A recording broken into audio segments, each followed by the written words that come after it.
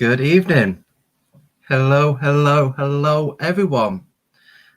So I'm Dan, and this is Dan Rocks Rock Box, coming live on Facebook or on our YouTube channel. So hello, everybody. Nice to see you all here. I can see below me that the lovely Naomi is in the waiting room, getting ready to start. So before we introduce her, I'd like to just bring the group together for the sacral connection from today. So the sacral crystal that we've been working on was the first day today of connecting with the crystal and carrying that around with us. So for you guys who are joining us for that weekly connection, if you guys can just tap in and let me know how you felt. Was there a little bit more in your connection today? Did you feel any different carrying the crystal round? I hope we're all well. I've had some lovely video calls today. One with a lovely lady who will be joining us on the 30th of May. And she's going to be doing a lot of shamanic work, a lot of shamanic explaining and how she works in the shamanic way. So exploring shamanism. She'll be coming on the 30th of May. Yes, she is. So, and also don't forget as well, throughout this live feed with Naomi, be prepared for any questions that you might wish to ask her. I know it's going to be a good live feed, and I know that you guys are going to enjoy this, because if you've enjoyed my live altars that we've been doing with the new moon, Beltane, and then the last one, the full moon, I think this is going to be right up your street. So just waiting for people to pop up. That's fantastic, Leslie. I'm glad you've been asleep all day. That is amazing. Good picture, by the way, earlier on of you hugging the goat. I had to share my picture of me hugging a goat. Goats are made for hugging. Love it. So that's absolutely fine, darling.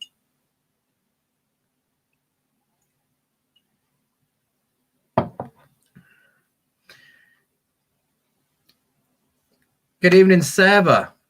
So you're connected to your sunstone again today. Felt a golden orange ball of energy floating above my third eye and crown chakras.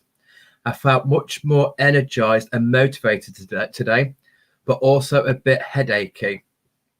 Okay, so that is absolutely fine, especially the fact that you felt the energy floating above your third eye and your crown, and then your last bit, you're feeling a bit headachy. I just want to push that to ascension. I think with you having that energy there, that's just allowing you to ascend. So I'm not worried about the headachy feeling. I think that's just removing something, allowing you to get in deeper, to attune higher, to ascend. The golden orange ball of energy and that energized motivation, exactly what we want to feel, working with our sacral chakra, but also working with the sunstone. Very motivation, very energized. You think of a snake. I know snake has been coming out so much recently, but in the mornings, they're very slow and sluggish. They lie on the stone, get warmed up by the sun, and they're allowed to go. So you holding the sunstone and carrying that around with you, that energy, that heat is coming into you, and you're feeling more motivated. You're feeling like you can do the tango or the paso doble. So thank you very much for that, Sarah. Beautiful. Karen, oh my God, it was weird today. I told you I wanted to try my new serpentine and lemon topaz, and it was interesting. Had my serpentine in my hands and the topaz under my clothes on skin in my sacral, but I connected to the Merlinite. I saw it really clearly, and then I went off with the fairies. Nothing new to me. If you want to know, I will send it in a PM. After my serpentine was hot in my palms, are still hot, not my fingers, not my wrists, just my palms. But the topaz under my clothes was really cold.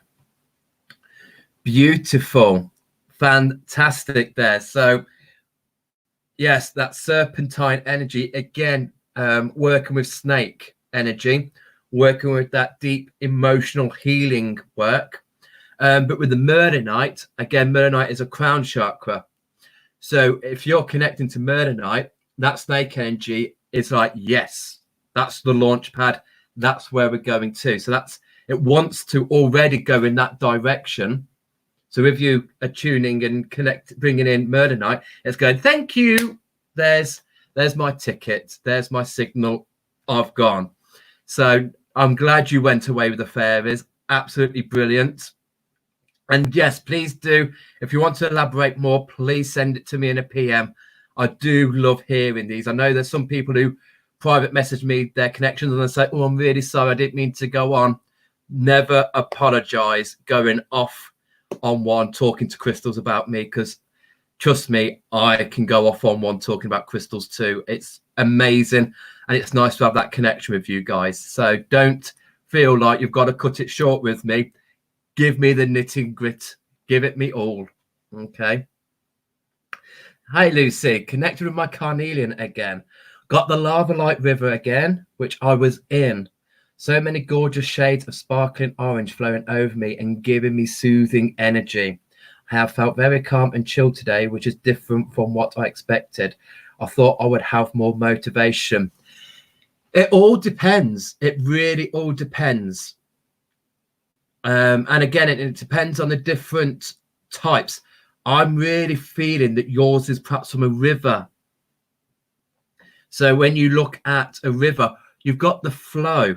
So you don't need to be motivated and do the paso doble or the tango, but you are still in the movement. Does that make sense? So you've got yes, I'm constantly moving. But then if you look at the river, that's calming, peaceful, but it's flowing. So there's that two different depths of it, and I think your carnelian must have come from a river. That's why you're picking up that river and the slow moving, chilled energy, soothing energy. So that's absolutely fine. Or it might just be carnelian getting you into that motivation mode. It might think, okay, I can't hit in hard here. I'm going to drip feed, and you might build up to that. Okay. Hey, Ange. Hi, Anne. My sunstone bat took me to the beach as a child, having fun making sandcastles. Again, with the sacral, not only is it our emotional cupboard, not only if it's our room of our intuition, our gut feeling, it is our cosmic room where we go into to connect to the inner child. And so, yeah, if you're going to be looking at past experiences you had as a child, it's just reminding you that, there is still that child in you. I don't get that link with you, though, Anne, because I know when you're making, for me, when I'm got my oils out and I'm making lotions and potions and whatnot, I've got that inner child in me, that, oh, let's make this and let's put a bit of this. So I think it's a confirmation with you rather than don't forget to have fun. There is a lot of fun in your energy there. And so I just think there's a confirmation there of, I'm glad you're here. I'm glad you are fully aware of the cosmic womb and you're fully connected to the inner child in you. So that's your creative center. You're very creative there. So I think that's a little confirmation there with you.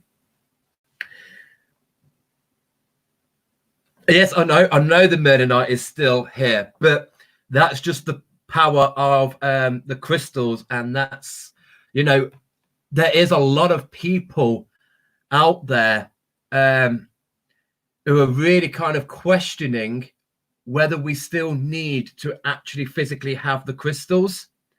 After a time when you've worked on the crystals and you're in their energy, you feel their energy, you know what their energy is about. There are some people who believe that you can just pull up that energy and direct it to the client or where it's needed.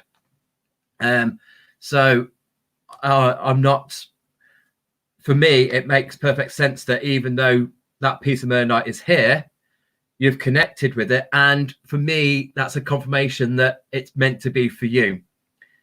So absolutely perfect there, Calvin. Thank you so much. Is there any more for the connections? If not, then... Oh, hey, Danielle. Again, same as before. Lion on right, black snake on left. I felt more relaxed, and the lion was sitting and washing itself next to me, and the snake slithered around me. Then it sat up on my left. The lion let me kiss its head, and it didn't attack. Nah, your guides won't attack you, darling. They won't. Any power animals, they won't go there. Again, afterwards, my cat did the same, even when I wasn't holding the crystal today. Is it possible it helped settle my cat more? Very much. Was this, I think this was Tiger's Eye, wasn't it, Danielle? If I remember rightly. This is the thing of giving you guys the free reign of what sacral chakra or what crystal you're connecting with these last few weeks. Is I'm having to try and store what it is that you're working on. So, yeah, there can be that. It can be that it's settling your cat, and there is that link. And it might be why the line is coming through, connecting your feline energy with your own cat's feline energy. And together you're making a nice connection there, a nice bond. And it's nice that you've got your snake in there, because I know tonight we are going to be touching up on snake a little bit later on. So perfect. Absolutely brilliant. So yeah, and I think the symbolic meaning of that snake, again, like yesterday, that deep energy, deep emotional healing work. So that it's perhaps that's strengthening the bond between you and your cat. So that sounds amazing. Brilliant. Well done. And thank you so much for your private message last night. That meant a lot to me. That warmed the cockles of my heart. Okay. So if that is all for your connections, amazing, absolutely brilliant, chuffed to bits with how these are coming on. I didn't know if, when I first started these videos, if this was something we would end up doing. It has been that we're ended up doing this, and I'm loving them. So keep up the good work. Okay. And again, tomorrow, we're just doing the same thing. It's a Thursday. We're just connecting and carrying. All right. But don't hold back if you feel like you want to take it to bed with you. Okay. Go with the flow. Go with what the crystal feels like it wants to do. I was a bugger during my diplomas. For the basic certificate, I was a teacher's pet, and I did everything that she said, and to the book. But then for the licentiate, I was just like, yeah, I'm going to carry you, even though I was only just meant to be connecting that day, but I'll be carrying it. And yeah, you know, how many nights have you slept with this, Daniel? Every night I've slept with it. Woo woo. So yeah, don't feel like, you know, if it's saying, I've got to be careful how I word this, but if it's saying take me to bed on a crystal sense, then go with that flow. Don't say, no, Dan says I can't sleep with you tonight. Just go with that flow. Okay. Oh dear. I don't know if I should be starting off right now, because there might be some more fits and giggles going on soon. So breathe in some sage.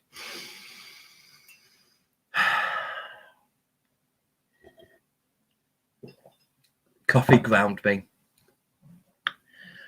So, if we are all sitting comfortably, if we have all got a nice drink and we're nice and relaxed, okay, I am absolutely thrilled to have this lady on Voxbox.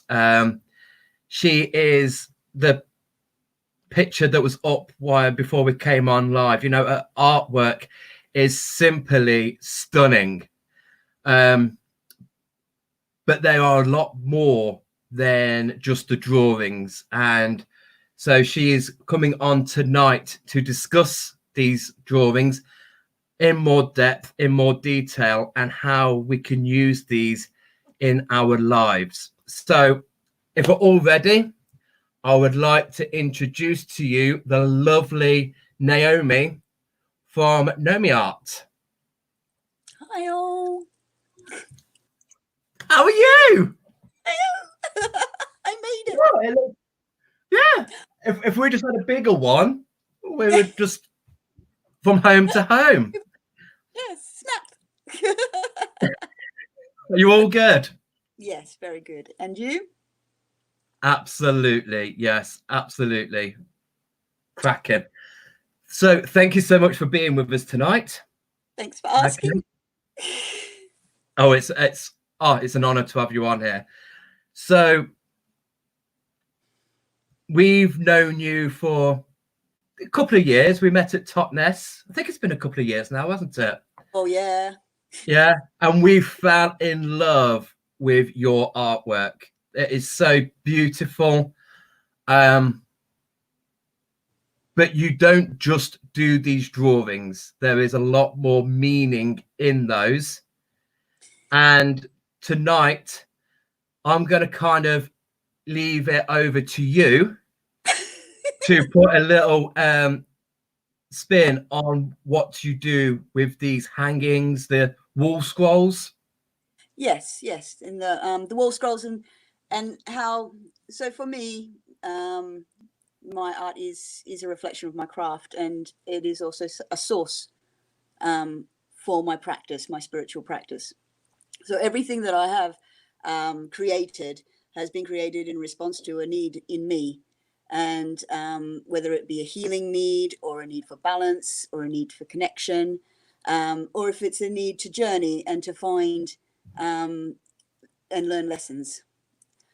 So it's basically, it is my spiritual practice, and I use it in that way too. So it's not simply a pretty picture to put on your wall, and often they're not pretty pictures. But there's a reason for that, and that the deities that I walk with, the animal spirits that call to me and guide me, just as the power animals guide everyone, and how it helps me really connect and stay grounded to the land that I feel is my ancestral home, which is here. They're very, very specifically here in Devon as well.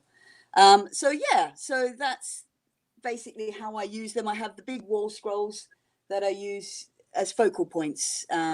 This one is the Morrigan, which I'm working with at the moment because I've just finished a Boudica series, where I've been working with ancestral memories, and I'm trying to recall where was I in my past lives to a degree, at that time. And I was at the Isle of Mona, and I've connected with quite a lot of women who were there as well, and I've managed to deepen this grounded connection through this process. So basically, I'm trying to get the warrior woman and that priestess warrior woman energy, because as we're probably all feeling slightly battered by the world and the events of the world, I very much felt I needed to have some fire energy back, some fight back in me, and that's where I think the Boudica Kings. So I finished the Boudica series, and I always put my originals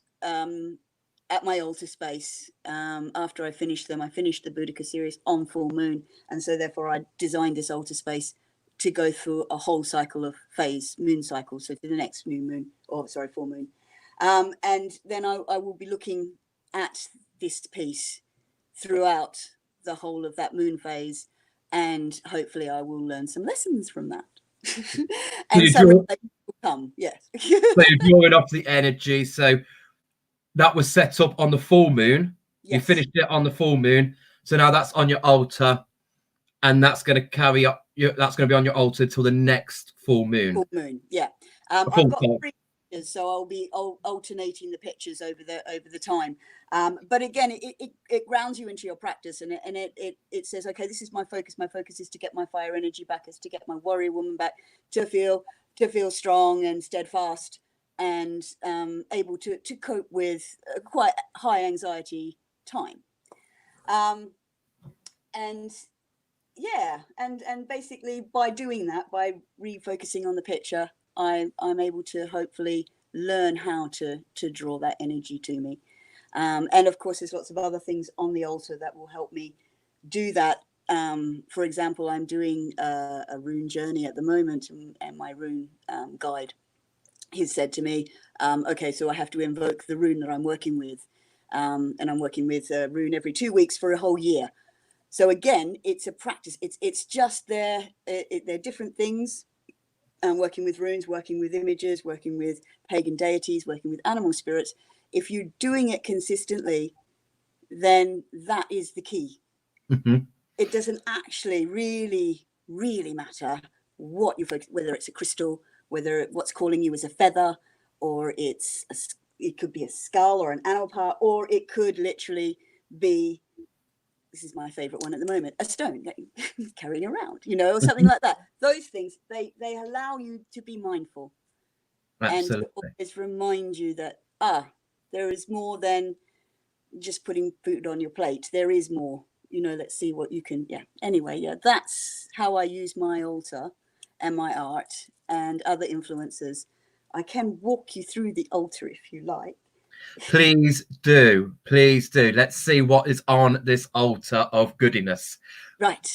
So I'm concentrating on finding my fire energy back, but also I'm using AO or AWAS, depending on which runic language you're using, to find balance. And I'm using my tree spirits to talk about. So it's now gone into Hawthorn. So these are my tree spirit cards, which I also use as prayer flags as well. But with my cards, I can really focus. This is the one I'm focusing on this phase. So these are based on the birth months, not the wheel of the year, which is a slightly different use of the Om. And these are tree spirits. So my tree spirits are with me as well when I'm using Hawthorn at the moment and coming off Willow. But now I have to be technical and pick it up and try and make it work. We're both not the technicals in our relationships. Us trying to have a Zoom conversation is hilarious. Okay, so I'm going to flip everyone around. You should see a very, very boring picture of my couch. Yes. Okay. Yes, that's gone well.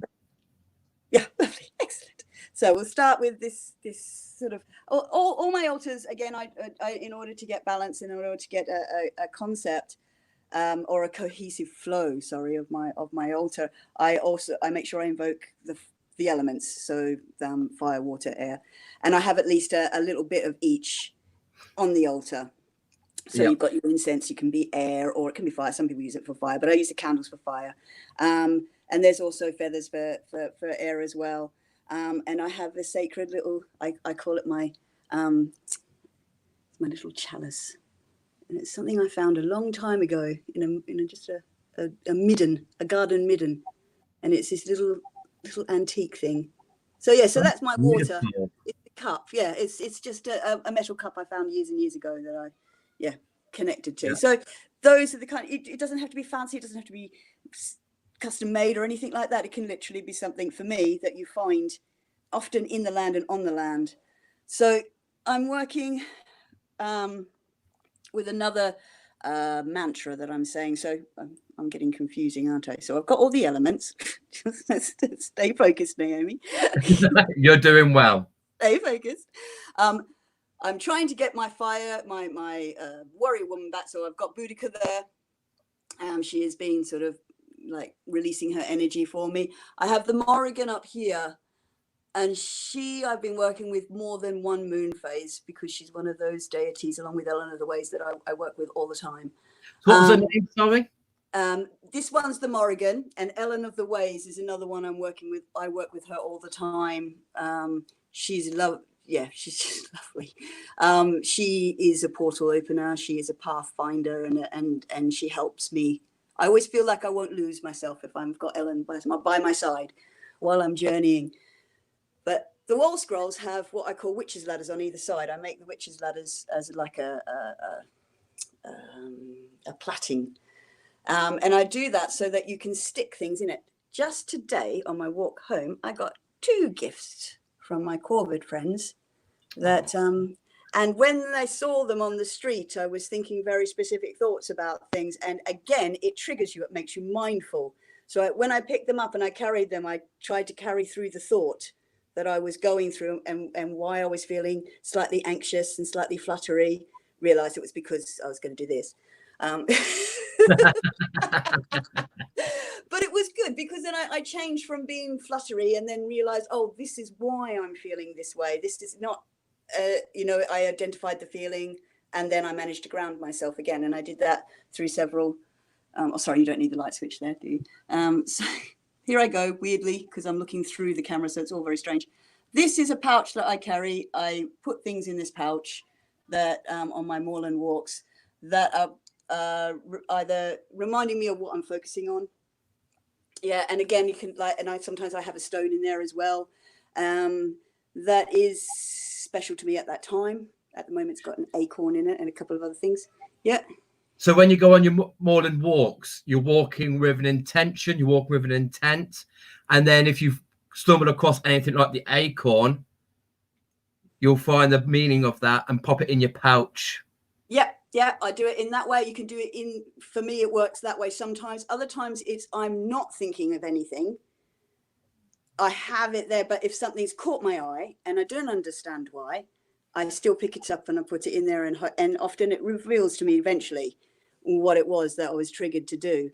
So yeah, so the witches' ladders are for collecting things. You can see I've got shells there. I've got like quite a few bits that were made from friends of mine as well, that are significant to me. Spirals, or it keeps going. So that spiral came from a friend I met at an Aboriginal community when I was in Australia, and she gave that to me.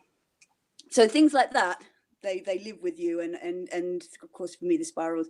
Talking of serpents, is a very serpentine thing, and it's a healing, going into the healing spiral and coming back out again, transformed.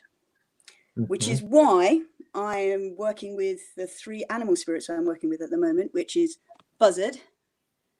And this Buzzard we picked up, it was roadkill. Unfortunately, we honoured it and picked it up, and I've had it on my altar for a while now. And that will be leaving my altar soon to go to somebody else. I wonder who. And that's what is really wonderful about having an altar that is not permanent and not having value in that sense of things, in the sense of I must keep it safe and must keep it in a little box. It's the essence of how we are as living things. It's life, death, rebirth. Things move, they change. And it's not a possession, it is an energy I'm working with. And then when I know someone else can work with that energy or wants that energy as well, or I move it on. And you'll probably move it on one day as well to someone who you think needs it at the time, or who will just bond with that energy. And I'm also working with Raven. That is not actually a raven skull, it's a crow skull, but it's raven energy that I'm sort of trying to focus on. It again, it's a trigger, it's to remind me. And in the middle I have a snake's rib or a snake's bone, and that is just there. Again, for me, snake is transformative. So I have Buzzard, which is reminding me of birth and rebirth, birth, life, death, rebirth. It's that cycle. Raven is wisdom for me and knowledge and the ability to see things beyond the veil. And then snake transforms and is connected and grounded. and that's why I love snake, and that's why I think I can do lots of healing energy with snake, because it's so grounding, and yeah. So that's how I use them. Now, I also use my little cards, my meditation cards with this, because one thing, I can take these with me where the skulls are very hard to move. Oh, you've got healing spirits. We have our little meditation cards as well. Yeah. And they literally are that. They are to take with you. Well, that's how I use them. It's because I can't take the skull. And, I want to go and sit under my favorite beach. So I'm going to go and I'm going to concentrate on ravens. So I take that with me. Also, I've got quite a few vegan friends as well who don't actually like, and I can understand and I appreciate that they don't like having dead animals and skulls and stuff like that on their altar or within their space. So these cards are also in respect to that as well, and that people work in different ways, and maybe they haven't got a massive altar space as well, or you want to have it I often have them by my bedside as well. And again, it's just a trigger. It's just that I'm working on this today, etc. So yeah. So yes, that's where. Just popping up now is the raven picture that you had in your hand. Yeah. So where was the inspiration for this drawing? Where did it? Okay, the origin story.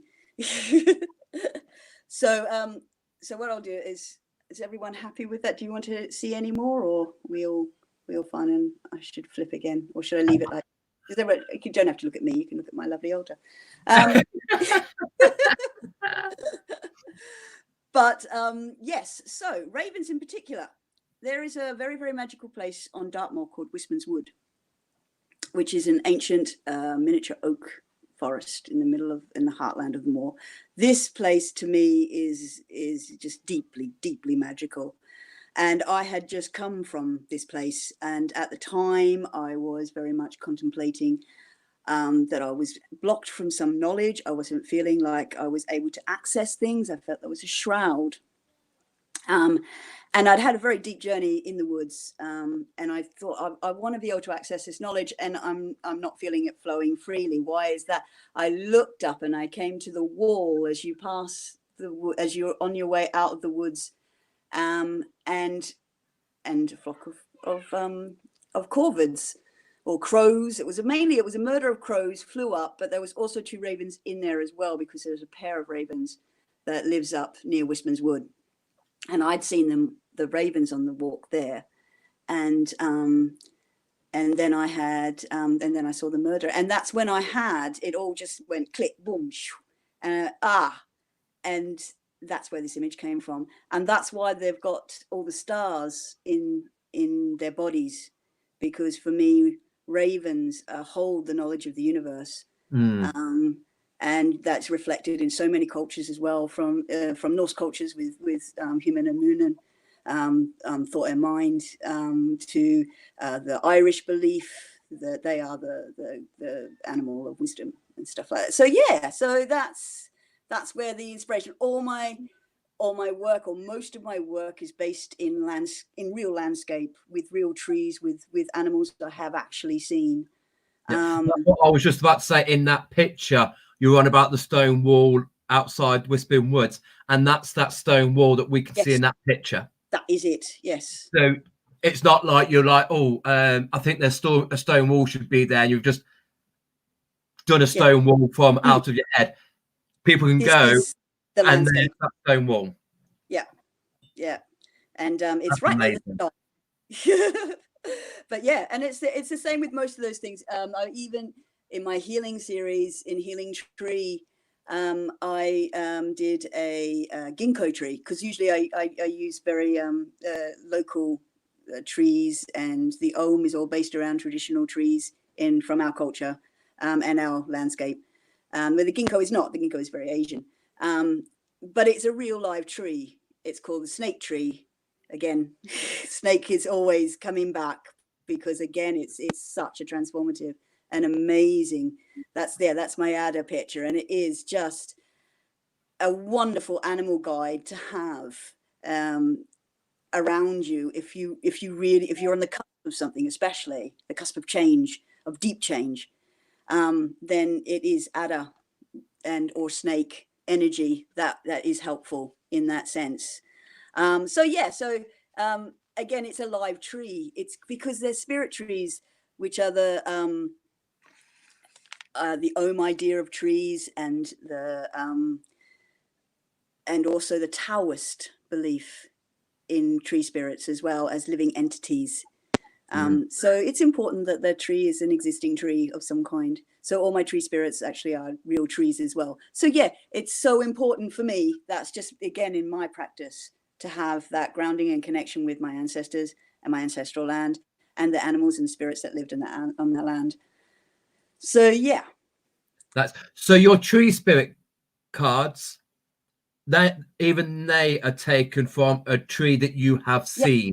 Yeah, I haven't seen. There was one, for example, an elder that's was living in Yorkshire, but has actually been cut down now. We've found out. I think she was under, I don't know. She was with the ruined, in a ruin, and a very, very, very amazing friend of mine, who's again a wonderful empathic woman. She was the one who introduced me to this tree by sending me photos, and because she connects so deeply, she's my tree sister, I call her, Liz, and she connects so deeply with the landscape and the trees around her. She, through her photos, her description, her and the way we connect together, I feel her all the time. That I was able to draw this tree and draw the spirit of the tree, which was my elder tree, and she lives in Yorkshire. This hawthorn tree lives on Dartmoor, and she's lovely as well. And yeah, so, and very, very not close to Wistman's Wood, this one. She's more up near Coombe. And then, yeah, and then there's other ones, for example, is really mundane in a way, sort of like Vine. Vine lives in my garden, this vine spirit. Oh, beautiful. Lovely. But yeah. But see, yeah. So, because that it's not a full deck, because you only work with the 12, is it? Is it 12 trees? Because I use it as I use it from lunar moon to lunar moon. So I do it from new moon to new moon. And I've based it on the birth Om, or the birth tree calendar, which is different to the one, if you wanted to, for example, if you were part of the grove, the Ogham Grove, then they use it in a different way. They're very, very clever. I'm not quite that clever. So I like to stay to my 13 lunar moons, and they take me through the year. And they help me again to ground and say, no, this month I am going to think about, so for Hawthorn's coming up, and it's very intuitive fairy tree, so I'm going to try and get some fae magic and energy going. The one before that was Willow, which was a shaman and healing tree, so it was very much about concentrating on healing, getting balance, which I've done, as I'm invoking Awaz now as well, to try and maintain that balance in order for me to get the wisdom to go through life, rebirth, to transform, and to get my fire energy back. So it sounds very complex once I start explaining it, but it's really not that hard. But it's not at all, because you are mentioning the rune, and is that the circular bit of wood on your altar? Yeah, there's one. Let me see. I've got this one here, which is, yeah. So that's Awaz here, and then I work with this one I made myself. And what I do is every morning I invoke Awaz or Ao, and I chant it, and I also draw it as well. And then I've reached or connected with that energy. And I have to do this consistently because I go on vision quests and journeys with the runes and go into their realms. So I have to be very connected to them. And again, it is just mindful. And that word balance comes into my head, and then I'm able to actually generate that balance, if you see what I mean. Don't know about if I can maintain it all day, but I can generate it. So what does that involve when you say that you are, because at the beginning you said that you're working with a rune for 2 weeks. Yeah. So So what I'm doing, can you entail in that 2 weeks? I have, well, my rune guide or rune master, but he doesn't like master, and so we're ambivalent about that. So we've decided on rune guide to call him. He's taking me through the whole 3 ayats because I really wanted to connect with rune energy. It was calling to me all, like, most of last year, and I thought, right, I've got to connect with that now, because it's asking me to. And so anyway, so I've started the journey, and it's going to last a year. So I settled on 2 weeks per rune, purely because I didn't want to spend too much time on a rune, and then also I wanted to use it through the year. So we started at Samhain, sorry, and we will finish at Samhain. So it's a year's practice. It's like doing a diploma, really, isn't it? You have to go to class. Those who are not so pagan minded, Samhain is Halloween. So yeah, Halloween, yeah. So Halloween to Halloween, which is like also called the Witch's Year as well. So basically, it's a year-long thing, and every 2 weeks we get together on the moor, and we've done the winter, so the rest of it's going to be easy now. And we spend an evening, and we discuss the rune that we started, I'd finished with in the last 2 weeks, and then we invoke the new rune and discuss about its meaning and what I will be learning from that rune over the next 2 weeks, or not learning, and what lessons it may or may not have for me. And then I will go on a journey into that realm. So I will invoke it. I will journey spiritually there. I will be met by guides. Nice. And they will help me through that world. And then I will take what I have got from that vision quest, and I will work with that for the next 2 weeks. And that entails, every morning invoking the rune and remembering the lessons or whatever they might, be revealed to me. So that's how I use that one. That sounds amazing. So you actually have a rune guide who you call upon and be like, okay, we're going to do some rune work. He's a real person. He's a real person. He's a real person. He's a real person, man. Yeah, no, absolutely. So no, it's fine. No, all of the others are not. We have real people in our lives. What do you mean we have real people? I've not seen no one in 24 years. Exactly. It's a bit like that. We are both a bit like that, actually. But no, we will meet up on the moor, literally and physically, and we'll either make a fire or not, depending on whether we're allowed to, or where we are. And then he will not guide me as in he won't talk me through it, but he will be there when I journey. Nice. So really nice. I'm getting tired arm now, so I might move this back around. Yeah, move it back round and spin it round, and we can look at you now. Oh, gosh. Okay, let's see if I can flip. So I did it. Yeah, so with the runes, it's an old alphabet. Yes. So it's there's several, actually. I'm using the Elder Futhak, and I beg your pardon.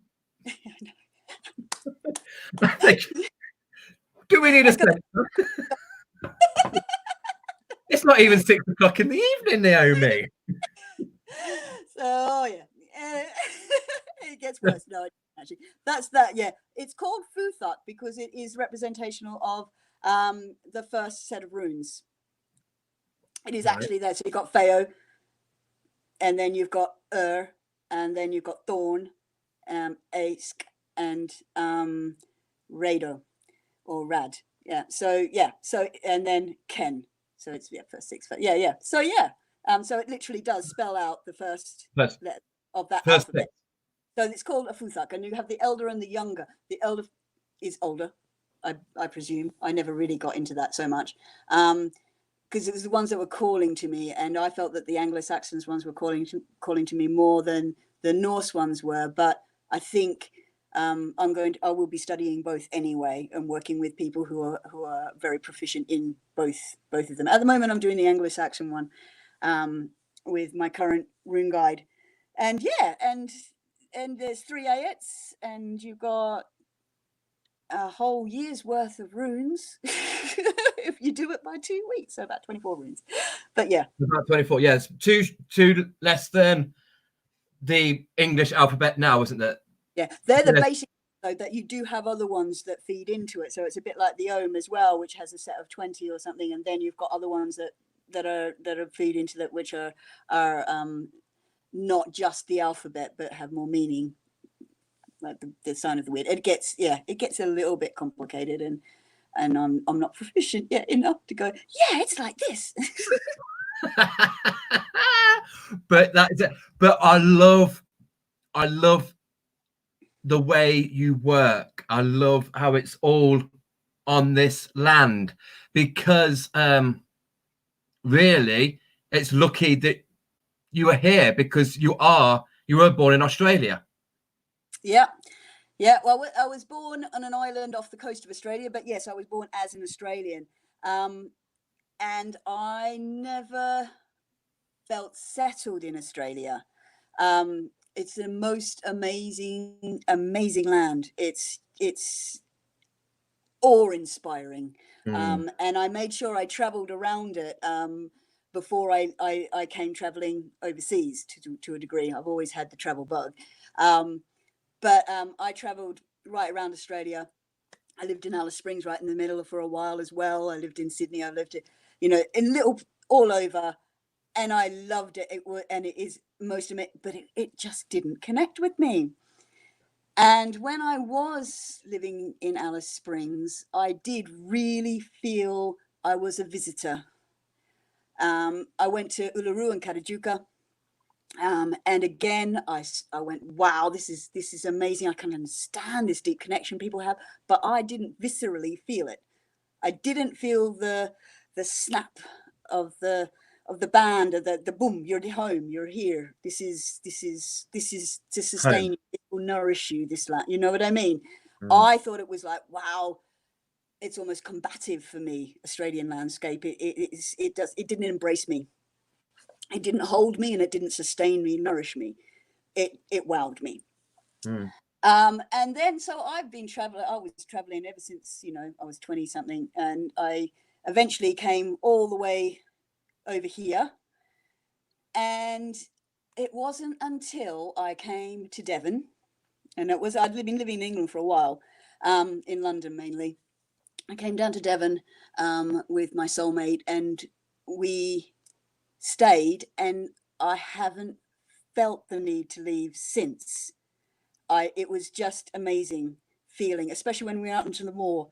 And again, another awe-inspiring landscape, but this one I just felt, I could just sit here. I could become part of the rocks. I could just be, and I wouldn't mind if I died here. I could just let you felt your roots. You felt your roots. It was just going down, and so amazing. And then I found out from my mum, after I was just going, wow, I don't feel like traveling. Why don't I not feel like traveling anymore? It's a lush place to stay, I have to say, but why here? And my mum said, well, we have your ancestors came from Totnes. So without you realizing, you've traveled and ended up in the same county that your ancestors were from when they moved to Australia.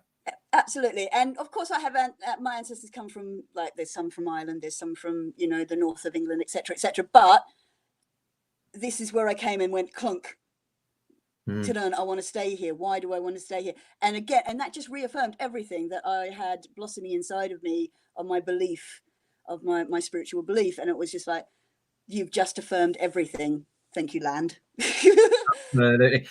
And true, this is life, this is real. Yeah. And through that, and you coming back home, allowed your creations to unfold and your artwork, because in Australia you could not do anything on this level because of that lack of connection. I did an arts degree, but no, I couldn't produce really anything. I never felt that connected to my art, again, until I came here and it started really reflecting that spiritual bonanza that I had just experienced. And this is when it came to Devon. I've been in Devon for 12, 13, 18 years now. Let's not do the maths anymore. Oh, brilliant. Yeah. So yeah, but where was I? I've got distracted by my age now. So living here for 18 years. Yes, and I just didn't think I'd ever stop. You know, as in, that would never happen to me, that I would stay in one place for that long and not want to leave. And I really don't want to leave. And it did affirm the magic. And before that, now I understand where I was at. So I couldn't connect with my art as I do now, as a spiritual process. But I was like, I was a circus performer, and I did fire breathing and all that sort of stuff. And that's how I made my money and how I got across the world. And that's about as creative by breathing fire. So you were a dragon. Oh yeah, you were just breathing fire and flying from one place to another. The dragons of Cornock live in me. But yeah, that was a means to an end. Again, it was a very physical thing. It was a job. It was exciting, but it wasn't this deep connection that now nourishes my soul. It really does. And those times of high anxiety and high stress that I used to thrive on, there was a point where I wasn't thriving on that at all. It was so short term. It was a short buzz. It was, it wasn't that performance was done. You had the letdown, all that sort of stuff. It was just me doing things very shallowly. It's all very shallow, but not in a nasty way, just in a effervescent way, but not going to. Yeah, there was no self-healing there. You were just touching the surface. You were just going there. You had nothing that really made you sink in deep. That's it, exactly. Yeah. Until I came to my ancestral land, or what I call my ancestral land now. Yeah. And now you're just producing. Can I just quickly ask what your craft table is looking like? Oh yeah, I was going to take you around the craft table, wasn't I? Right, okay, here we go again. Dodgy camera work. Sorry, everyone. It's okay. We're not up for any BAFTAs for direction of cameras. Right. Yes, I've cleaned, so we're fine. So so this is where I store a lot of my stuff, and a lot of my artwork goes in the storage, and these are works in progress happening, scrolls in the progress. But my actual place where I work from is this table, which was a dining table once, but no longer. It's now my work table, and I'm working on and then I have an altar at my table, and I always light a candle at the altar, and put some incense on, and as well have music. I think it's a holistic thing. Again, it's the whole sort of meditation. It's not. Yeah, it's hard to. Yeah, you know what I mean. Anyway, but yeah, these are all the things I've collected. I went and found some amazing oak gourds the other day that I'm going to include. Yeah. So everything I do is foraged or found objects. Some of them are made. So, for example, I've got a gorgeous, wonderful friend who does the witches market with me in Glastonbury, who's an amazing artisan and ceramicist, and she has been doing these lovely little weights for the witches ladders, ceramic weights for me, custom made. And that's lovely. She's just lush. And there's some corvid heads, so I can ask her what could she do for me, sort of thing. She's got some stag heads coming, so I'm really ready. Oh, I'm excited about that. So yeah, and then all the wood again is foraged. I've got piles of wood everywhere. They're foraged, found. It's different types of wood. I've got friends who pass me wood. I've got friends that I've got willows that I copse and stuff like that as well, or I get copse wood from. There's lots of little stashes everywhere, pine cones and all sorts of things. So I make sure that altar's going. When I'm drawing, I face this altar And again, when I'm drawing, I make sure that I have things that will help me out with what I'm trying to draw. And I have my birth tree at the back, which is birch, always there. And also these conkers were my own conker necklaces I made for me to wear, sort of thing, when I go out. And then I draw from my sofa. Brilliant. Fantastic. Looking out to my garden. So Is that a work in progress? That is a work in progress. I'm working on a nature goddess and a tree of the wheel of the year, in the sense that the tree goes from winter to summer, or spring, summer, and then around to autumn to winter. And the goddess is going to reflect all the seasons in her. And then she has the power animal of the boar underneath. This is a commission piece that someone asked me to do, and she wanted the boar in there, and she wanted a fox. I've got the fox on the side. There he is. Yes, there he is, just coming round. Yeah. There's the fox just peeking out from behind. There's the stag in the distance, and there's the boar. He's just coming to life. And there's a snail as well, and a hare, and horses in the wind, as horses are. They're clouds, the horses of the clouds. She's holding a staff with the rune or Uriz, or never know the pronunciation of these things properly. That is a healing rune. And you've got the Triskele as well. And of course, because I work with Ellen of the Ways a lot of the time, antlers usually sneak in to my goddesses. That is beautiful. That is amazing. So yeah, and then I have my healing herbs at the top, giving me balance again. Another one about. Absolutely. So when people, because like you said, obviously, some of us, we like to use animal parts that have been honoured by us, especially if it's been roadkill and stuff, because obviously that's not their intended, that shouldn't be how they ended in life. So in a shamanic / pagan way, we call that honouring, where we take the offerings and honour them on the altars and stuff. Yep.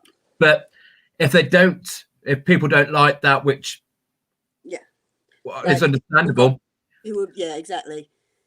They can have these wall hangings, which is like every ounce you.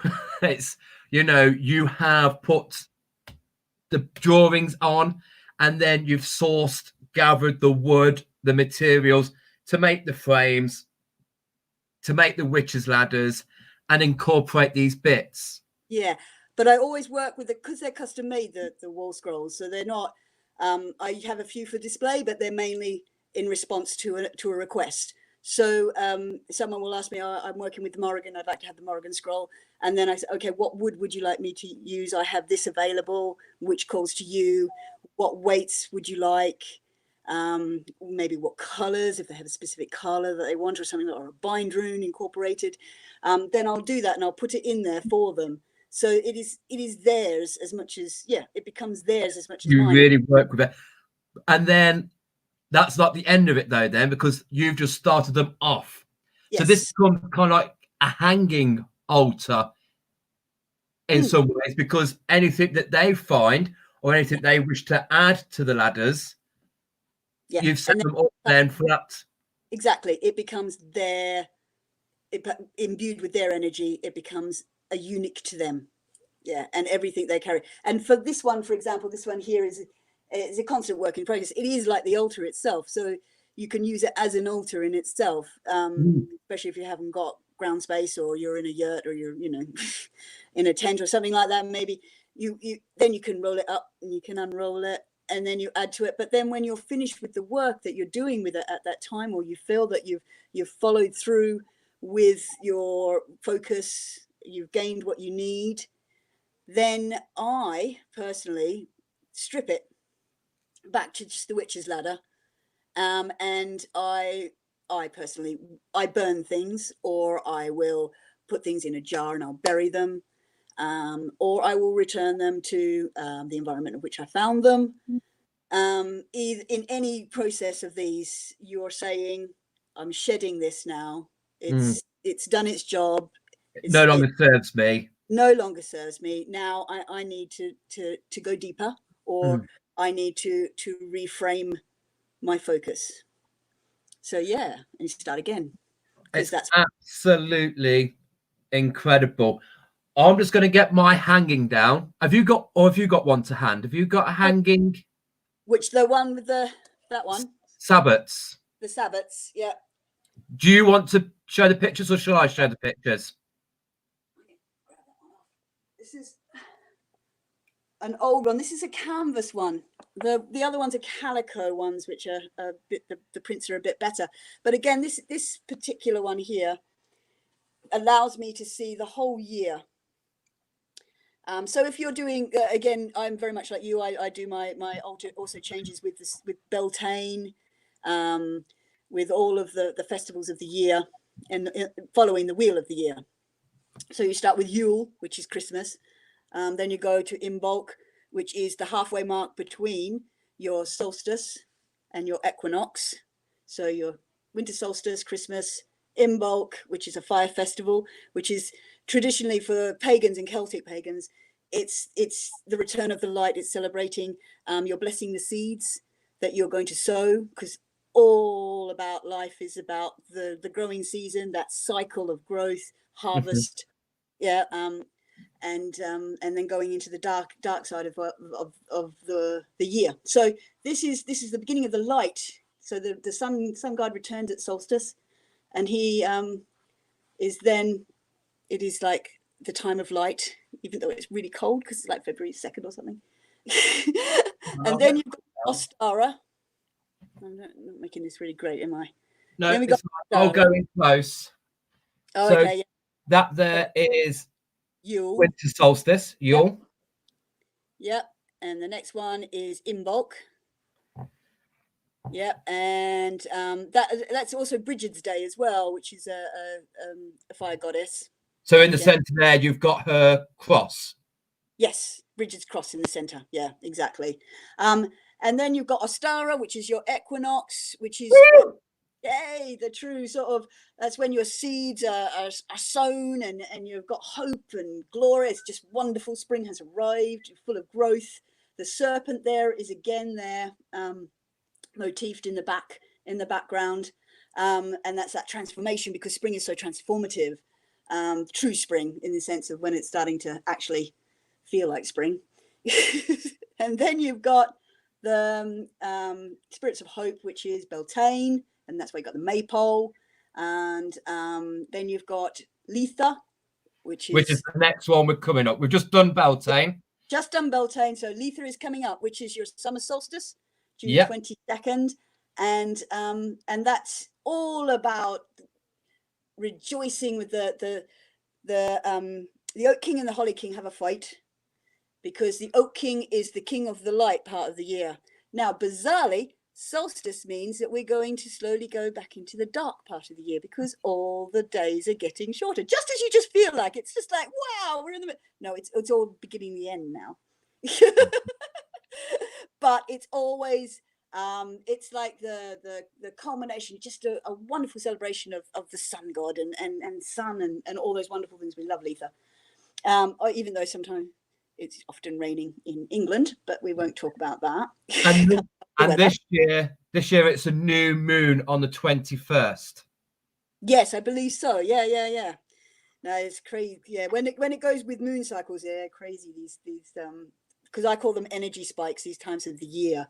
This one is Lunsard or Lammas, depending on what words you want to use. I say Lammas because I can't say the first one. No, don't worry, I'm pretty sure I'm mispronouncing it really badly and brutalizing whatever Gaelic language. That's how and because a lot of what I've learned is very oral, it's very verbal, it's about people who have told me things, and then I've had it confirmed, and et cetera, et cetera. So often, yeah, they pronounce it and then I brutalize it, and yeah, it all turns out. But that is your harvest festival, one of your harvest festivals.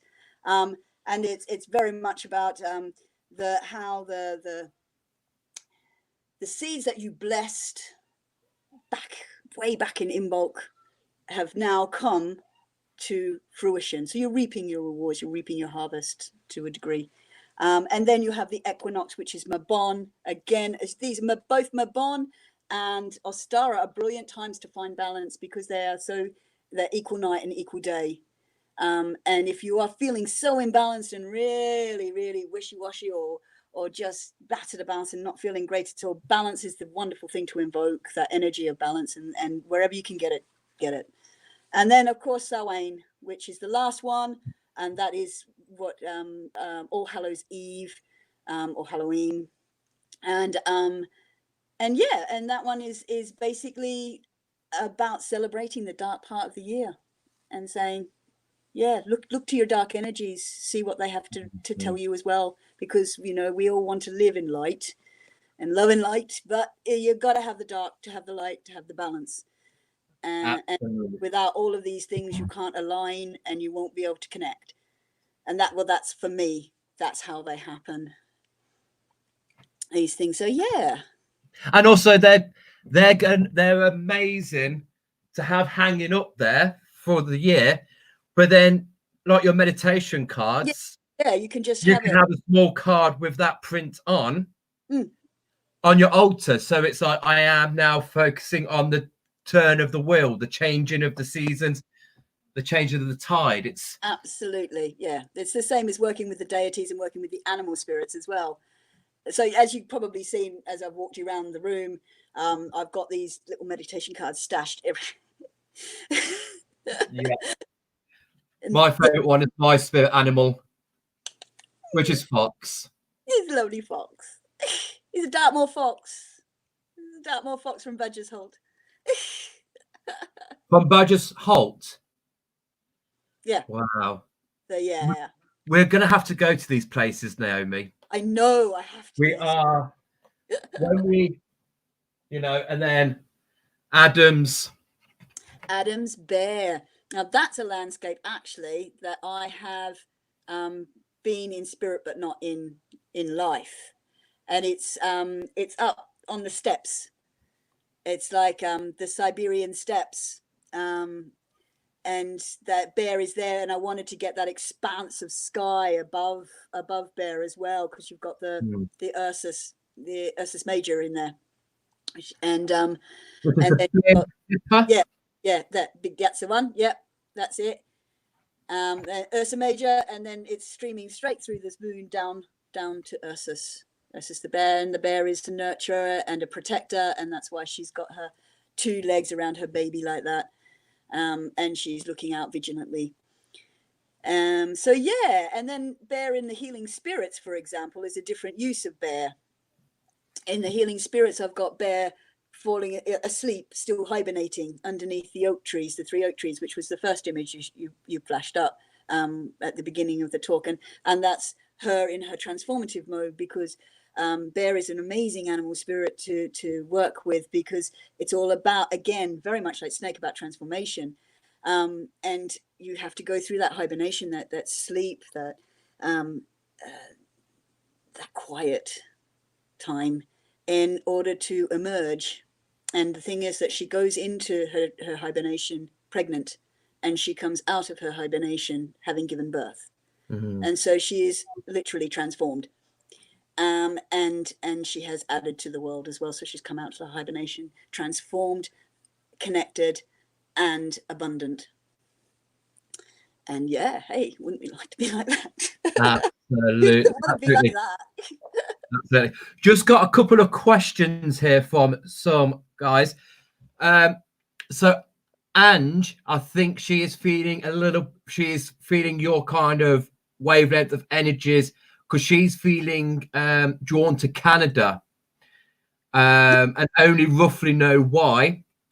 She's looking to do some past life hypnosis since a year now, to learn more of myself and the past, because of things keeps happening to me, and I think it's to do with my past life. So again, I think similar to you. Yeah, it's that connection to the land, because she could, and because I believe that we're not necessarily, my past lives do not involve me being a human being either, and my deepest connection to the land not necessarily in my manifestation as a human being. So again, it could literally be Bear that she's feeling, in a sense, the Canadian bear for that thing? Is it the expanses of Canada, etc., etc.? But yeah, it's so worth following that intuitive response. If that's Absolutely. absolutely explore that, and yet you may have to go there, or you may find that it comes to you in different ways, in different forms. Yeah, but go with that. If you're feeling drawn to a landscape, just explore that as much as you can, even if it's on the net or it's, just looking at films, documentaries, anything, and see. Absolutely. Definitely. And she also wants to know, how does she know which is her birth tree? Oh, okay. So, like most ancient sort of scripts and practices, is different. So her birth tree, which is the one that I based my thing on, is it's actually on my. If she goes to my, she can go to my website, because I've got all of the dates, or rough dates of each tree and when they're in, what month they're in.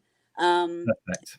And then she can find out what her tree is. And also I've got correspondences as well, and they can either, they'll resonate or they won't. So you take it up or you leave it as you like, on colors that are also often associated with it, deities, animal spirits, all of that sort of stuff. They're all connected in some way. And yeah, she might pick something up, not just about the tree, but about the animal spirit that also is often associated with that tree, etc., etc. So yeah. So you can check it out. There's loads of stuff out there as well. It can be overwhelming, and it can be contradictory, or seeming to be contradictory, where it's actually just different dialogues. Yeah, that's it. Yeah. For example, I'm no druid, in the sense that I have not been trained as a druid, and I don't know the mystic and ancient secrets of druidry. That is a very, very, very intense path, and like a priestess path would be, as well as another very, very, someone has deeply drawn to that, where I'm much more eclectic, and I'm much more less studied, more intuitive. So it's how I am instinctually reacting to things, as opposed to actually a written down knowledge that I have, or a deep, intense practice that I have consistently done over many, many, many years. My practice is very, very much about just diving in and being intuitive and channeling.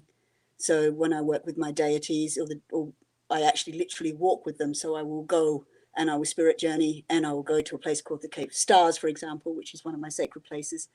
And they will gather round the fire with me, and either they're going to impart knowledge to me or not. But Yeah. they walk with me in that way.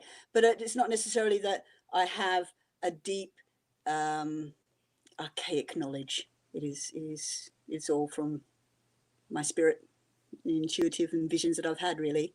And yeah, so she can get confused. Don't be too mind boggled by it. If you just want your birth tree and you want that, then you can use my website, or just type in own birth trees, and that will bring up loads of stuff as well.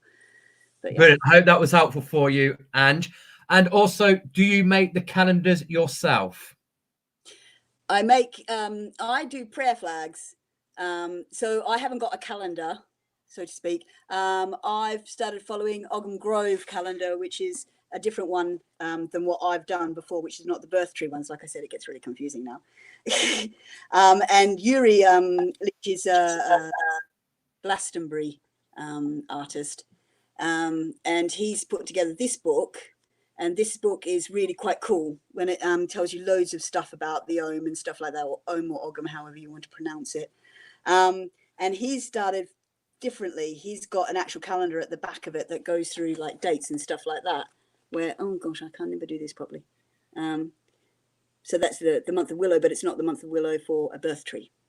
Okay. It's the month of Willow as accordance to astrology, and he's linked it up with lots of different things. So it's following the wheel of the year, not your birth tree, which is different. But yes. But you make the sabbats. Yep. That's all your work. That's your prints. So people can either get it like that. Yes. Oh no, and she can get the actual prayer flags for the trees as well. And she can buy meditation cards. So if she just wants her own birth tree, for example, then you can get a print of up to A3 size of your birth tree. And that might be more convenient than having prayer flags, which is all of them. So you see what I mean? So yeah. She can do whatever, how she can access it however she likes. Like you said, sometimes they're in card form. I've done them in all different forms because I've got loads of friends who live in yurts and travelers and stuff like that, and they have teepees and they don't have walls. So nice. yeah, and paper curls when it gets damp and all that sort of stuff. So that's why I did the prayer flags, and why I do wall scrolls as well. To be able to, and also lots of people use them in their therapy rooms, or they use it in their workshop rooms and stuff like that, the wall scrolls, and they like to travel with them. I use them outside, so I take them outside with me, and that's again why they're cloth and not paper, because I'll take them up to the moor, and if they get rained on, or a bit charred or something like that, it doesn't matter. Adds to the character. It's what they're intended for. It's the history, yeah. Oddly enough, here somebody has tapped into your energy here, Naomi. Lovely lady Nancy. Naomi, I get for you the year 1236. Living in stone house as an old wise woman / herbalist. Hope you can connect. Oh, thank you. Oh, that's lovely. I had lovely images flashing in my head. Thank you very much. Yes, I will. I'll take that. I will meditate on it. Absolutely. But yeah.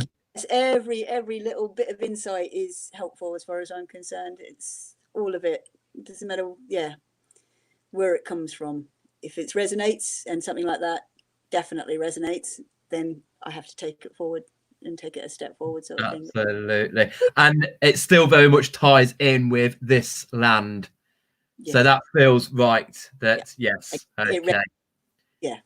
It makes sense. It does. And that's for me what our practice is about. It's about making sense of things.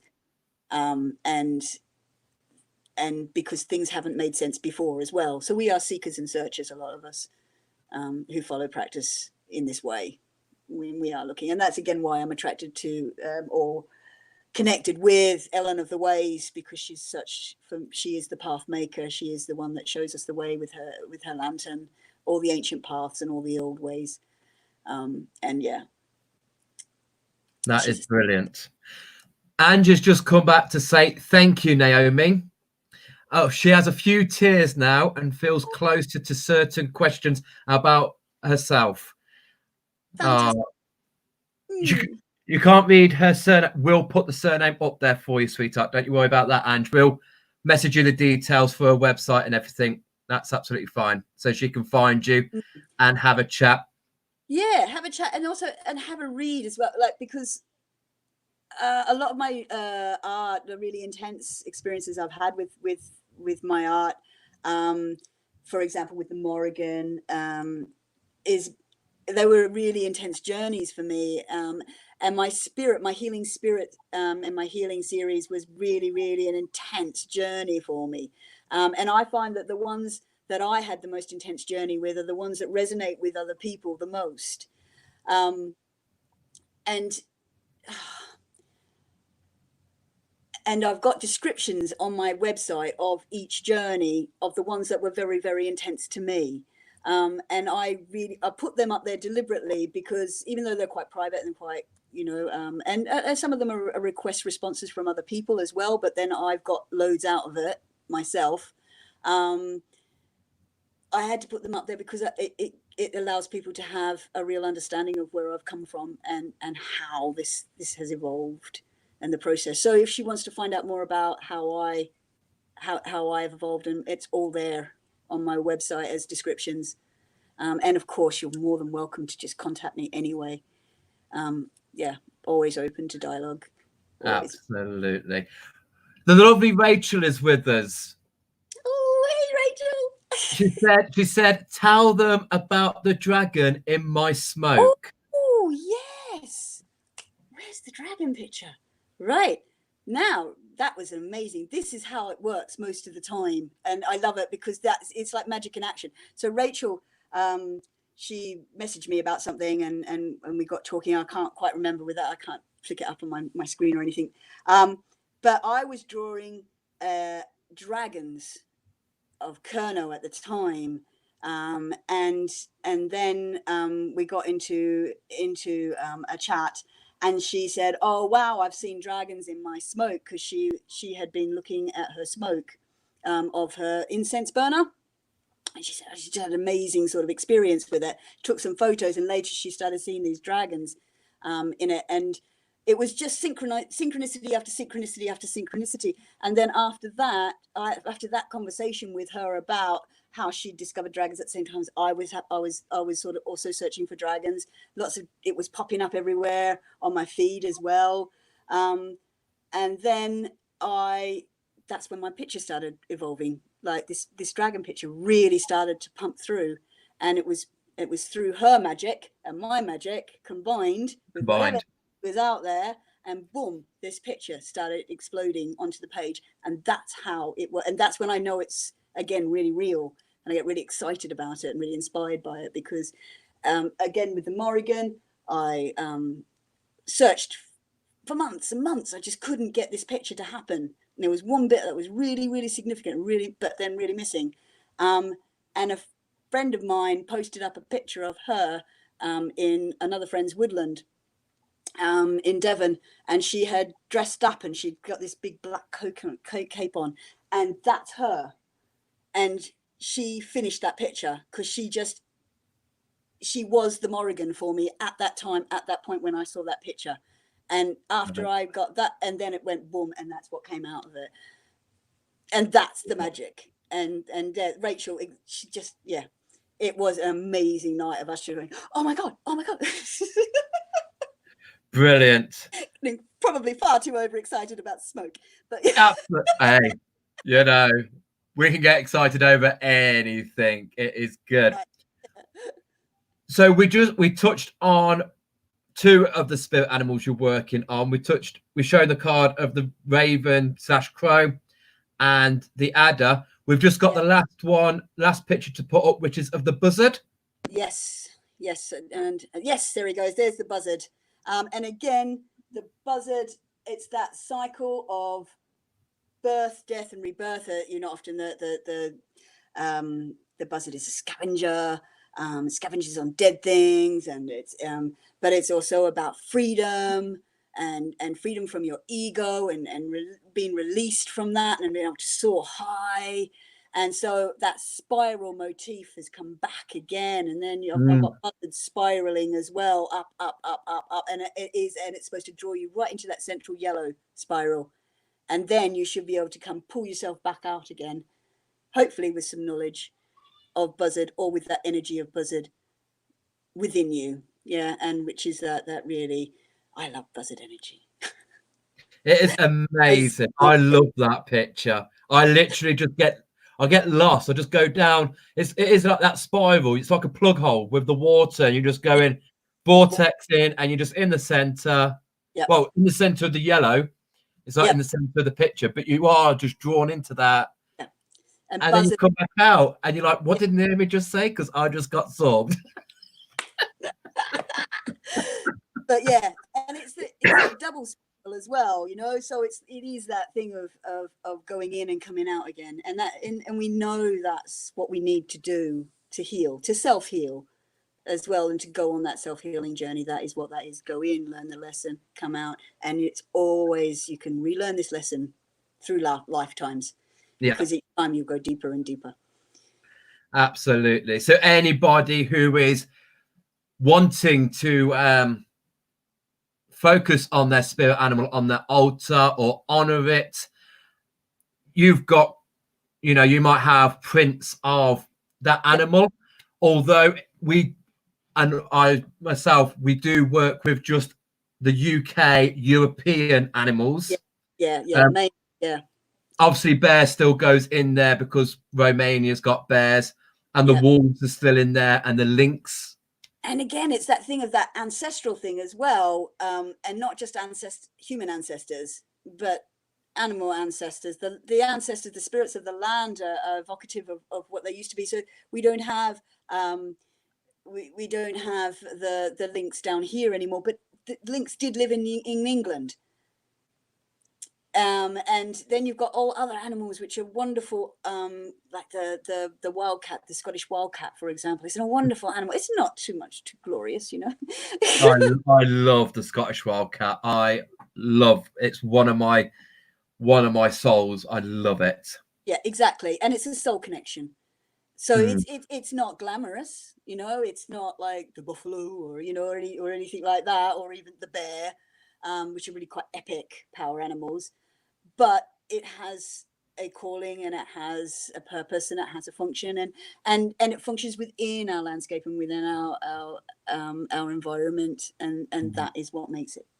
Yeah, Absolutely. So that's it. But then also, you are open for commission. So if someone is like, I would like a fox, but I would like you know, either my birth tree next to it or something like that, you're open to that as well, so you can really hone in their energies and make it personal for them to meditate with. Honor on the altar. Yep, there's a lot of pictures I've done like that already. There was one called the Empress that I did, which was for a guy that I met at Witchfest, and he said, and he approached me afterwards and said, oh, I really need to connect with the Empress. I love your art, and I'd like you to express her for me, sort of thing. And then he gave me a whole lot of stuff, and this is how I work with all my clients and friends, and that is that they tell me maybe they've gone on a vision quest, maybe they've got certain symbols that are really important, maybe there's certain animals, like you said, that need to be in there and stuff like that, and then I will channel those things to the best of my ability, and I meditate on what they've said to me. And then I'll go, if I have to go to situ as well. So for example, like you said, it's connected to a specific place. It's Glastonbury, for example. I have one that I did, which was a Pona, which was based on a wild herd in Glastonbury, a horse herd.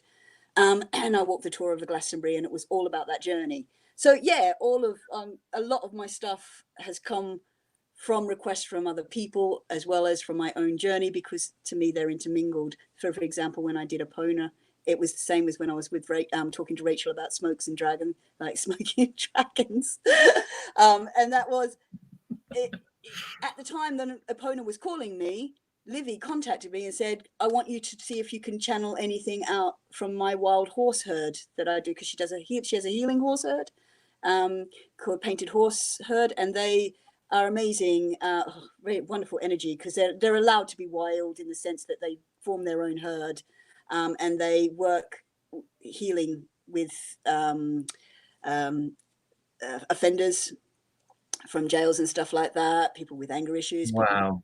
Healing, people who want to go on shamanic journeys, stuff like that. These horses go with them. It is amazing. In fact, I'm going to have to connect you because you'd love it.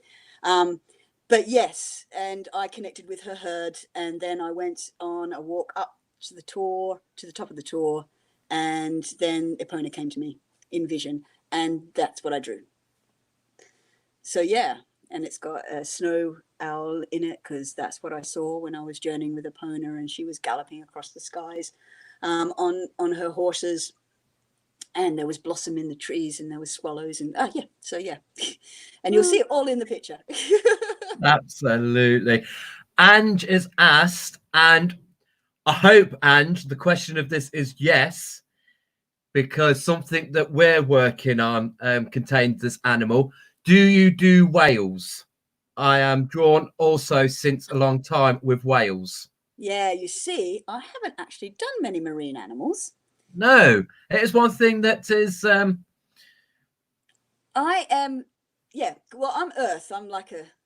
I'm so earthed, it's ridiculous. So yeah, Capricorn, Taurian, Virgo, all in the mix there. In my moon and my sun and stuff, and I'm always connecting like a tree deep down in the group, and so yeah, I've been training myself to be more connected with water energy, and through that I find, and that's the same with when I was connecting with fire energy as well. I invoke animals in order to do that, in order to connect with that energy. So I haven't done whales yet because I'm still trying to connect with water in an authentic way. Absolutely. So yeah, but yeah, it's the same as I want to connect with seal, which I haven't connected with much.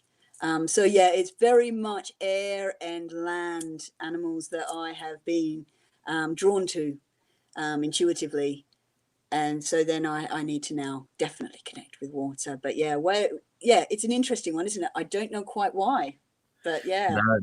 No. All I can say also with that, Ange, is definitely be on board Saturday night for Jennifer Jones. That's all I'm going to say with that bit about Wales. But yeah, I think I've sent you quite a few water things to your way, or I'm going to be. So yeah, it's only a matter of time before you get your toes wet. I know, as I go, oh no. So it could be in the middle of a forest. There could be a big pool of water in the middle of the forest. We'll have the wood. We have the earth element there for you, sweetheart. Don't you worry about that. But absolutely. Is there anything else anyone would like to ask this amazing person before we return her back? So Carolyn, she's asked, because you're from Australia, do you know anything about connecting with blue tongue skinks? No. Yeah. I love blue tongue skinks. I again never really connected with Australian animals the way I connect with European animals. Again, which was an indication to me that it wasn't necessarily my land that I was doing. Where I lived in Western Australia, they had the rainbow serpent.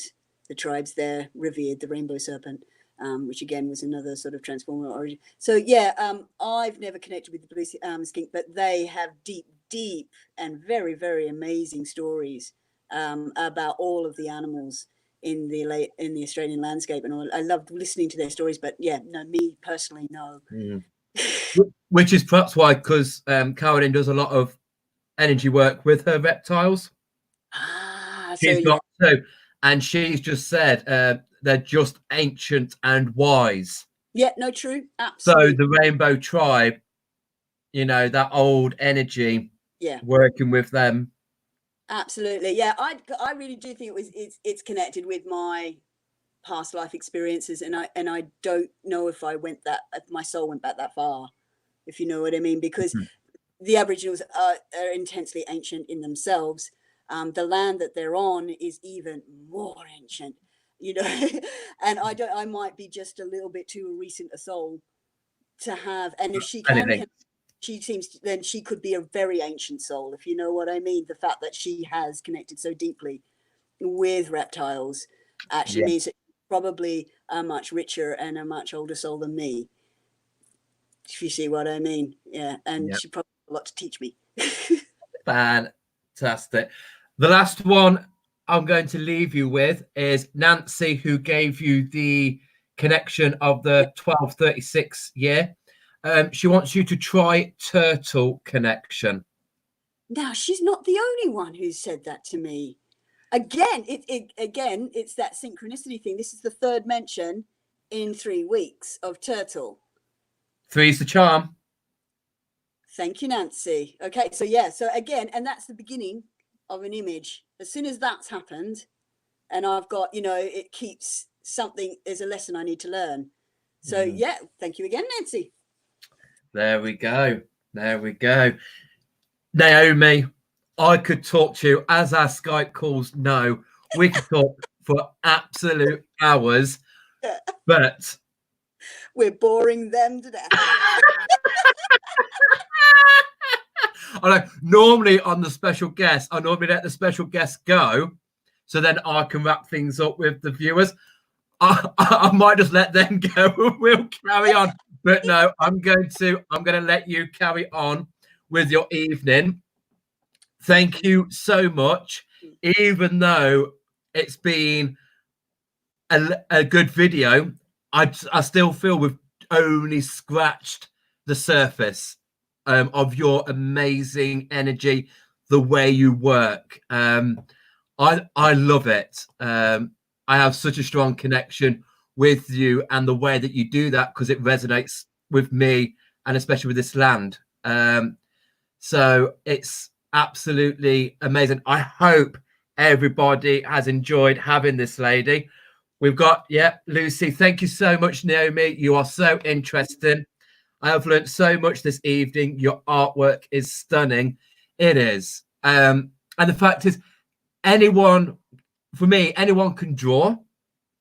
Anyone can draw a fox, but it's your connection and it's your energy. My meditation card of the fox, I've got so many drawings of foxes, I collect them. But yours has got life. Yours has got soul. It's got meaning. And that's what I love about that. And, thank you. Absolutely amazing. Thank you both. Thank you, Naomi and Dan. Thank you, Naomi and Dan. Thank you, Naomi. So interesting. Thank you. I have learned so much, and I agree. I have so much more to learn about what you do. We all do. So, absolutely. I think, you know what? I think when this is all blown over, I think we need to meet up on Dartmoor with some of these beautiful souls. Oh, and we need to do some foraging, do some work on Dartmoor. How about that, group? I think, that sounds good. If anyone's got room on their broomstick, yes. Can I hitch a ride with somebody on their broomstick? That'd be great. And also Bear upstairs. But lovely having you. I love you so much. You are amazing. You're a true energy, which I love so much. So thank you. And if we have time from all this craziness, and I'm short on putting somebody, I will definitely have you back. Yeah, I'll do it too. Now I've got that first sort of one over the. It's all lovely. And if anybody wants to check out her artwork, she's on Instagram, Naomi Art. She's on Facebook. She's got a website. Just check out her prints. Check out the energy. And if you love the animal but not too sure on anything else, contact her. Send her some commissions. Okay. Just don't tear away from my project. Okay. But, yes. Thank you so much, Naomi. I'm going to let you go. Thank you. Enjoy your evening. Love to hubby and to Kira. Yeah, we'll do. Absolutely. Yeah. So thanks to Adam for letting it all happen. Yes. Thank you for the god of tech. Yeah, totally. You take care, sweetheart. We'll catch up soon for another couple of coffees and a couple of hours Zoom. A couple of hours Zooming. Absolutely. Yeah. Bye. God bless you, sweetheart. Thank you very much. That's right. Tell Adam he'll have to mute me because I can't do it. Oh, he'll do that. Thank you. Oh, that was so amazing. I have so much time for that lady. And like I said, we've been on it. It's perhaps one of our longest videos we've done, but we have only just scratched the surface of that amazing, talented lady. So please do go over and check out the rest of her work. It is amazing. So I'm just going to wrap things up here. So tomorrow night, we're going to look into a little bit more on the spirit animals to end the spiritual week that we have been on. So I'm going to bring my connections with the crystals and the animal I feel that crystal is connected with. So working a little bit alongside what Naomi does with the cards. So again, this is the vegan idea that if you don't want any animal parts on your altar or to work with that, then you've got the meditation cards and the prints that she does. But I'm going to look at some crystals and the animal I'm drawn to with that crystal. And then Friday, we've got our second lockdown market. And then Saturday night, we have the amazing Jennifer Jones from the Healing Trust, who is just, again, I'm going to love it. It's going to be such a good one, especially if you are into your whales and dolphins. We're going to delve into a little bit of her past work, and I'm in love. So thank you all so much for coming on and supporting Naomi. Really means a lot to me. And yes, if this lockdown is cleared, let's put a date. Let's go out there and let's do some Dartmoor trekking. It'd be so nice for us all to connect and to meet up anyway. Let's put that out there. Let's put that in the universe. So thank you for tuning in. Enjoy the rest of your evening. Don't forget your sacral work, your crystal connections coming on strongly now. Again, tomorrow, connect and carry. Okay, live at 5. You live for 5 o'clock. Oh, Leslie, do you know what? I come out of my shell at 5 o'clock. I love my evenings with you guys. It's just such an energy boost. I absolutely adore it. And when I have these special guests on, I'm on cloud 9. I'm just going to float away from the laptop and just go, that was amazing. I'll perhaps have to go back the video to make sure I've got notes on everything that woman does, because it is stunning and amazing. So thank you all.